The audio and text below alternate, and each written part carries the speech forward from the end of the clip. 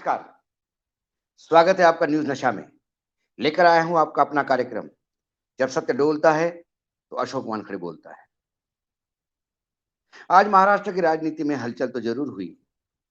शरद पवार ने अपने भतीजे अजित पवार को साइड में रखते हुए अपनी बेटी सुप्रिया को कार्यकारी अध्यक्ष राष्ट्रीय कार्यकारी अध्यक्ष घोषित किया और महाराष्ट्र उसके अंडर दिया।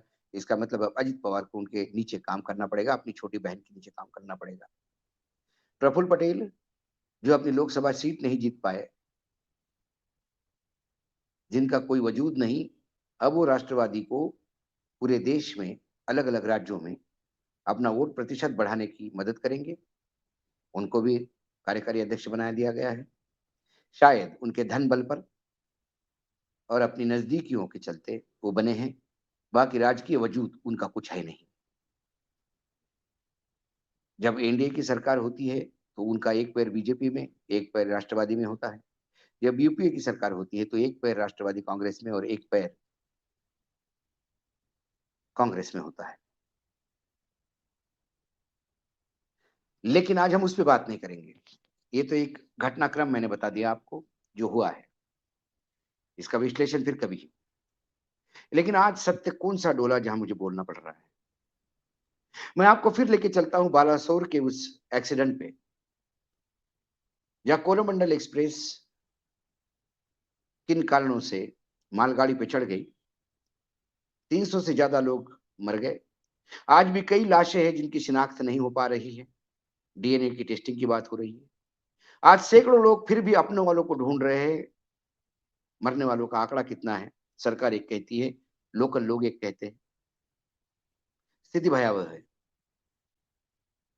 सरकार अपनी पीठ थपथपा रही है ये कह के कि ऐतिहासिक काम हुआ है कि इतना बड़ा एक्सीडेंट होने के 51 घंटे बाद रेल यातायात फिर शुरू हो गई है। रेलवे मंत्री 2 दिन वहां बैठे रहे। लोग रेलवे मंत्री की डिग्रियां गिना रहे हैं। उन डिग्रियां गिनवाने से 51 घंटे में तो इसके पहले भी कई बार यातायात शुरू हुई है। मैंने ऐसा कौन सा भी एक्सीडेंट नहीं देखा जहां पे 48 घंटे के अंदर यातायात शुरू नहीं होती। लेकिन जब रेलवे मंत्री पे आरोप लगते हैं और जब केंद्र सरकार पे आरोप लगते हैं, इस्तीफा मांगा जाता है, तो केंद्र सरकार के पास एक तुरुप का पत्ता है जिसका नाम है सीबीआई। सीबीआई की इंक्वायरी ऑर्डर कर दी। सीबीआई के अंडर एक केस गया। सीबीआई इन्वेस्टिगेट कर रहा है। इसका मतलब पूरे देश में मैसेज गया कि इसमें कुछ षड्यंत्र हुआ है। ये एक्सीडेंट किन्हीं ताकतों ने करवाया है और उसका तह ढूंढने के लिए अब सीबीआई इन्वेस्टिगेट करेगी। जबकि रेलवे मंत्री से लेकर तमाम अधिकारी ये बोल चुके हैं कि इलेक्ट्रॉनिक जो इंटरलॉकिंग सिस्टम था उसमें कुछ फॉल्ट था। सिग्नल होने के बाद सिग्नल गलती से हो गया या होने के बाद वापस हो गया। इन तमाम चीजों पे इन्वेस्टिगेशन चल रहा है। लेकिन सत्य कहां डोला? मैं लेके चलता हूं दिसंबर 2022 में पार्लियामेंट सेशन के समय controller auditor general of India, जिसको सीएजी हम कहते हैं, सीएजी ने एक रिपोर्ट पेश की रेलवे को लेकर। यदि उस सीएजी की रिपोर्ट 2022 दिसंबर में सरकार सीरियसली लेती, तो आज सीबीआई की इंक्वायरी करने की जरूरत नहीं थी। हमारे देश के मैं कुछ आंकड़े आपको बताता हूं, तो उसकी भव्यता का एक कैनवास आपके सामने खड़ा हो सकता है। हमारे देश में रोज पर डे रोजाना 22,593 ट्रेनें चलती है, जिसपे 2,40,40,00,000 पैसेंजर रोज सफर करते हैं। हमारे देश की पटरियों पे, जिसकी लंबाई 1,14,907 किलोमीटर है, रोजाना 9,141 गुड्स ट्रेन दौड़ती है। ये इतना बड़ा रेलवे का नेटवर्क है। 2017-18 के बजट में आदरणीय प्रधानमंत्री नरेंद्र मोदी की अनुशंसा पे राष्ट्रीय रेल संरक्षक कोष आरआरएसके की स्थापना हुई। इस 1,00,000 करोड़ के कोष को 20-20 हजार के हिसाब से, हर साल 20 हजार के हिसाब से 5 सालों में डिवाइड किया गया था। उस 20,000 में 15,000 केंद्र सरकार देती, 15,000 करोड़, और 5,000 करोड़ रेलवे को मुहैया करवाना था। इस राष्ट्रीय रेल सुरक्षा कोष के प्रति रेलवे कितनी सीरियस है, क्योंकि उन्होंने 4 साल में कुल 4,225 करोड़ रुपए जमा किया, जो उन्हें 4 साल में 20,000 करोड़ जमा करना था। 15,775 करोड़ रुपए का शॉर्टफॉल उसी में था। ये रेलवे का सुरक्षा के प्रति, सेफ्टी कोष के प्रति जिम्मेदारी दिखती है। मामला यहां तक नहीं गड़बड़ा गया। हमारे यहां एक रेलवे ने व्हाइट पेपर रिलीज किया 2015। उसी के बाद 17-18 में ये रेलवे सुरक्षा कोष आया। उसमें उन्होंने कहा कि हमारे यहाँ की जो पटरियां हैं वो इतनी दयनीय स्थिति में है कि कम से कम हर साल 4,500 किलोमीटर की रेलवे की पटरियां नई बिछानी चाहिए हर साल। लेकिन ये काम कभी भी अपना टारगेट पूरा नहीं कर पाया। जो रेलवे सुरक्षा फंड था, सेफ्टी फंड था, उसमें 2017-18 में जो नॉन प्रायोरिटी फिजूल का खर्चा था वो 2.76% था।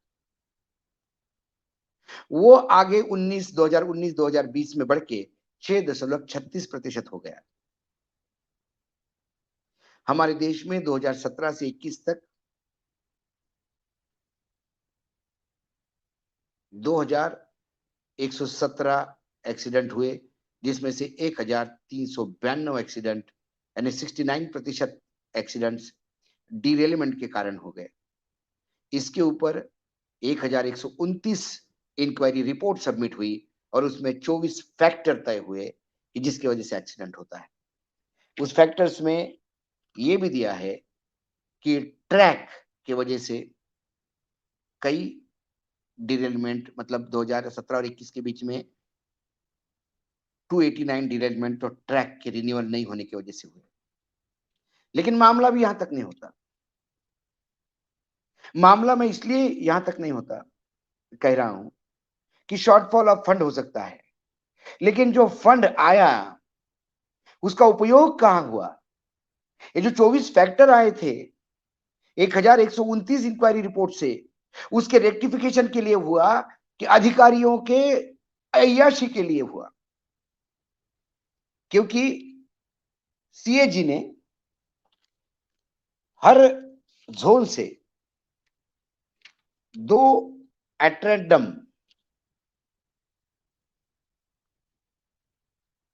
डिवीजन के वाउचर चेक किए, खर्चे के वाउचर चेक किए एट्रेंडम। दिसंबर 2017 के, मार्च 2019 के, सितंबर 2019 के, जनवरी 2021 के।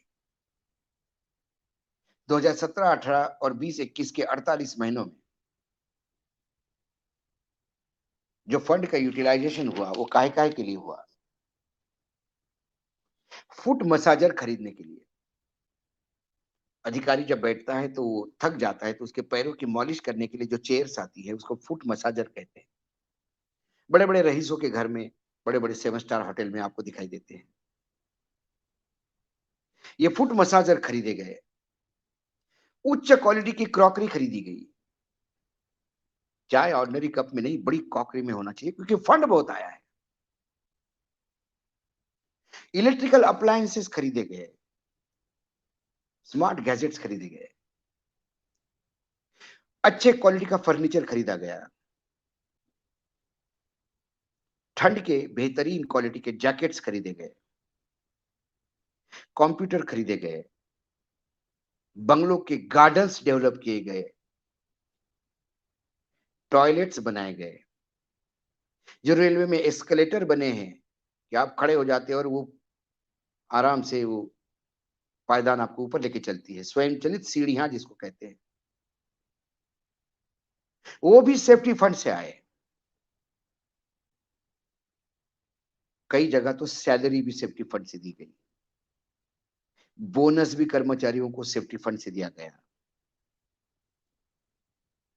तिरंगा बड़ा ऊंचा खड़ा फहराना है, इसके लिए जो तिरंगा का इरेक्शन है, बड़े पोल ऊंचे, वो भी सेफ्टी फंड में गए। हमारी रेल मौत का कुआं बनती रही। रेलवे के डिपार्टमेंट के लोग अय्याशी करते रहे, एक्सीडेंट में लोगों के हाथ पैर कटते रहे या अपने पैरों की मसाज करवाते रहे।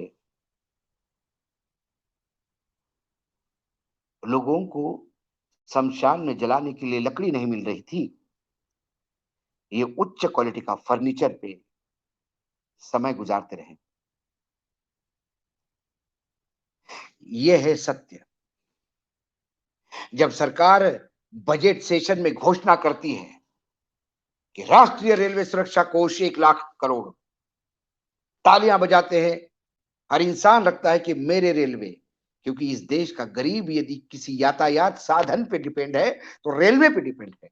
ये बात अलग है कि 2014 के बाद रेलवे बजट समाप्त हो गए तो रेलवे के किराए कितने बड़े पता ही नहीं पड़ता, और जब रेलवे का किराया लेने जाता है तो अब वो रेलवे रईसों का साधन हो गया है। आम आदमी के हाथ से भी रेलवे निकलती जा रही है, लेकिन मरता क्या न करता, फिर भी रेलवे ही एक ऐसा यातायात है जो पूरे कन्याकुमारी से लेकर कश्मीर तक और पंजाब से लेके बंगाल तक जोड़ती है। पेट काट कर लोग रेलवे के टिकट खरीद के प्रवास करते हैं, और 1,00,000 करोड़ जो हमारे टैक्स पेयर्स के खून पसीने का पैसा है, जो रेलवे कोष के लिए दिया जाता है, उसमें रेलवे की सेफ्टी नहीं, सुरक्षा नहीं, उसमें अय्याशों के साधन खरीदे जाते हैं। ये 2014 के बाद के नए भारत की कहानी है। 2014 के बाद आजाद हुए भारत की कहानी है। युग पुरुष नरेंद्र मोदी के नेतृत्व में चलने वाली सरकार की कहानी है। ये राम मंदिर और काशी विश्वनाथ कॉरिडोर और महाकाल लोक के निर्माण की कहानी है। इसलिए मैंने कहा कि दिसंबर 2022 में लोकसभा के पटल पर रखे गए सीएजी रिपोर्ट को सरकार सीरियसली लेती तो सीबीआई की इंक्वायरी ऑर्डर करने की जरूरत नहीं थी। रिपोर्ट आएगी, रिपोर्ट जाएगी। सीएजी की रिपोर्ट पे सरकारें बदलने की बात करने वाली भारतीय जनता पार्टी इस सीएजी की रिपोर्ट पे खामोश क्यों है? इन अय्याशी को सामान खरीदने वाले अधिकारियों पे काज कब गिरेगी, या फिर इसमें नेता भी भागीदार है? ये सत्य सरकार का डोला, क्योंकि रेलवे की सुरक्षा के प्रति बहुत सजग है, इसलिए आज अशोक वानखेड़े बोला। आज इतना ही, कल फिर आऊंगा किसी विषय के साथ। तब तक के लिए नमस्कार, देखते रहिएगा न्यूज़ नशा। आप हमसे जुड़े रहने के लिए सब्सक्राइब करें YouTube पर, फॉलो करें Twitter पर और लाइक करें Facebook पर। और ज्यादा जानकारी के लिए आपको टाइप करना होगा सिर्फ न्यूज़ नशा।